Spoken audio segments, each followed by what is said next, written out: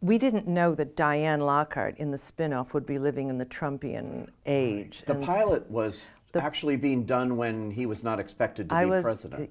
Exactly. One of my first scenes in the pilot was Diane in a gloriously chic suit saying to most of her male colleagues, the partners in the law firm, against the backdrop of the Chicago skyline, "There are no more glass ceilings and I'm retiring."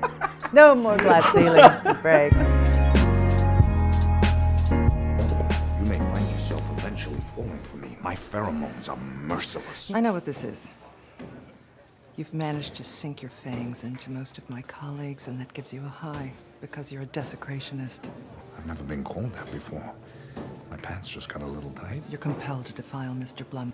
It's pathological. And you may think you've made some inroads at my firm, but I guarantee you it's not going to last. Because you are the light that drives out the darkness? No, because your tactics work. And I'm happy to become you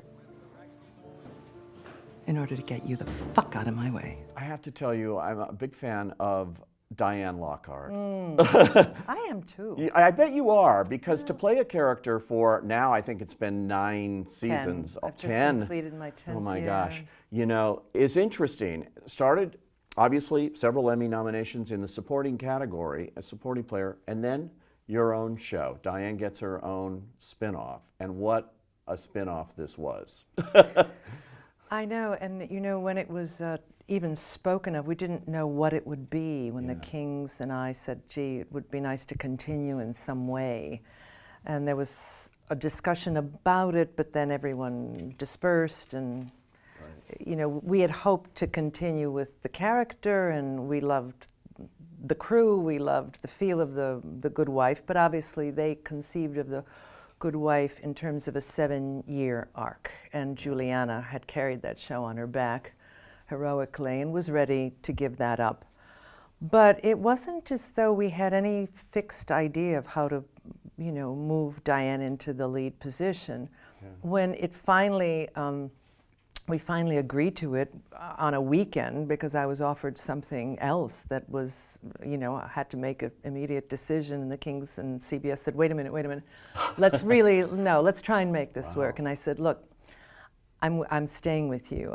There's no script, there's not even a concept yet, but I'd love to stay. This is on CBS All Access. Could you do this show on CBS? It's a good question. I just don't think so. I don't think so. I think all the characters are fictional, but everything about our world is the world that we are living in. And I really think when this great arc of history ends, if we ever return to anything that resembles what once was, or however this plays out, then when we look back on this era, we will think that this show, The Good Fight, really reflected what people were thinking and feeling at this moment in our culture and our history and politics. I personally hope it becomes dated very soon.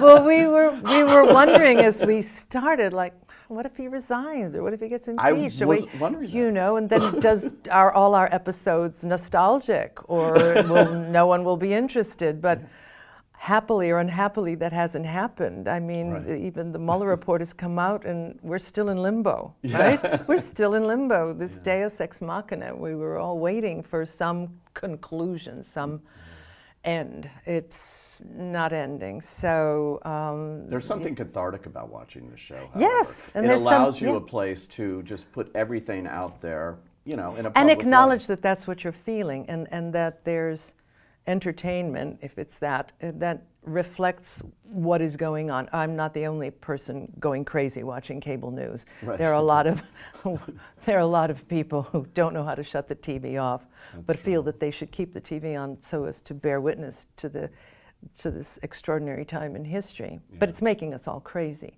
So the show is a lot about its effect on our spiritual, psychic life.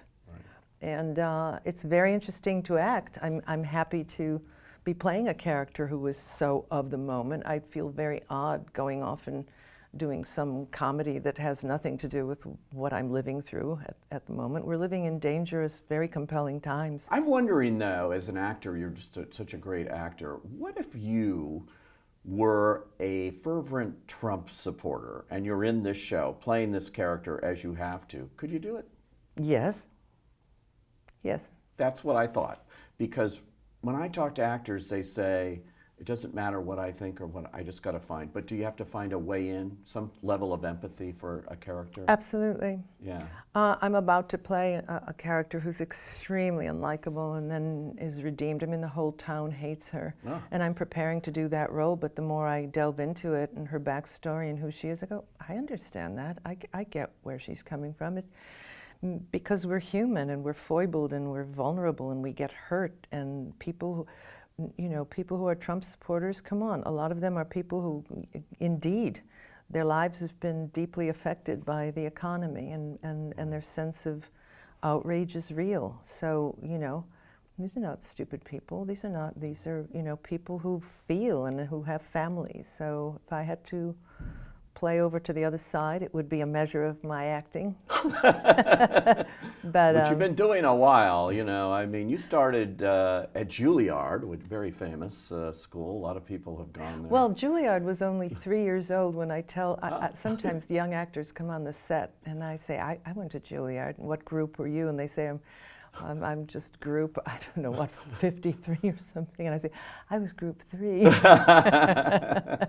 Because I entered Juilliard in 1970. But I'm happy to admit it. I love the fact that I've had such a long career. Yeah. I would think it would give actors hope that you could just hang in there, keep working, because when I started, I didn't get a big break in television. I wasn't, I didn't go to Hollywood till my 40s. I didn't start making money till my 40s. Yeah, that's wild. It is wild. It's a long time as very much, totally.